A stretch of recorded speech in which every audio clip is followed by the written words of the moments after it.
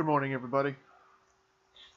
The commissioner lost last week to Big Mike Mac Attack, who is currently sitting 2-1, fourth place, in a battle of the two lowest scoring teams in the league last week. It was truly pitiful, pathetic, as the commissioner only threw up there a 67 when every one of his teams underperformed. Big Mike didn't do much better, but he did better enough to beat the lowest scoring team in the league last week. Got to give it up for the Gondorian Archers, the only undefeated team left in the league.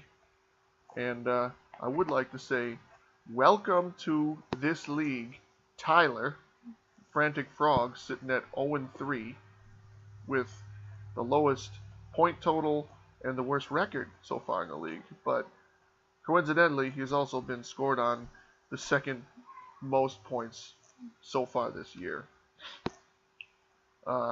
Congratulations, Keith, who managed to pull off another win. Man, this is unfamiliar territory for you. You're in second place, Keith. How's that feel?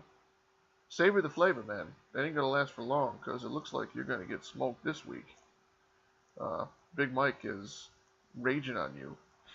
I've also got one heck of a lead, too. I mean, the commissioner also has one heck of a lead, too, on his Eli Manning pickup, who tossed up almost 36 points in one night with 5 touchdowns.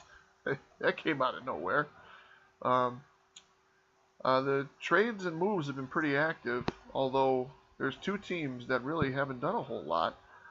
No surprise, Big Jeff, one stabs Donnybrooker's, not making any moves so far this season and sitting with a waiver wire priority of 2, second only to the first place team, the Gondorian Archers, that has also only made 3 moves throughout the whole year.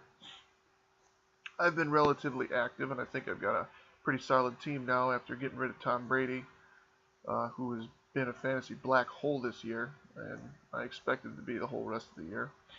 And also picked up some desperation running backs because, 8 of them just wasn't enough. Offered out a couple of trades there.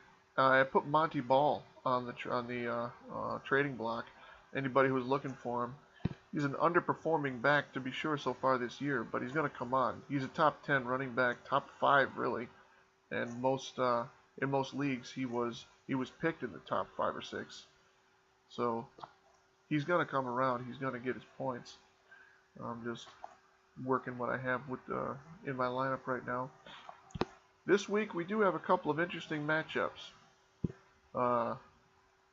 Champ from last year, Fighting Targs, Josh, is playing Daisy Chain Gang, and their projections are pretty close. They're within 0.6, 0.7 point for the projections. They're by far the closest ones.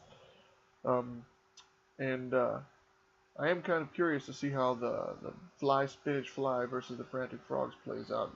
I'm hoping Tyler's going to pick up his first win there. And then we've got Lindsay playing Big Jeff, although the projections are kind of off there. There's a 16-point difference. The projections, they've shown themselves to not exactly be true, particularly with the running backs that I play. Good luck, everybody. Remember to set your lineups, and if you get offered a trade, respond to it in a timely fashion. Either accept or reject. Don't sit on it for a week if you can help it, because I've gotten a couple of complaints about people doing that already.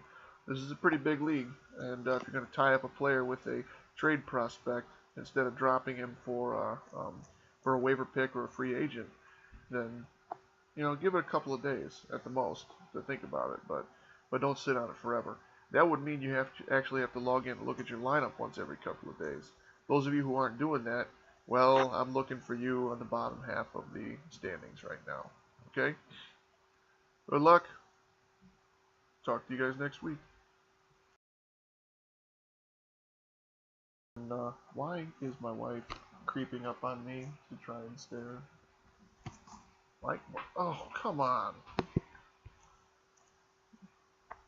Why can't you guys leave me alone for the 3 minutes it takes to record this stuff? I just wanted to walk past in the background.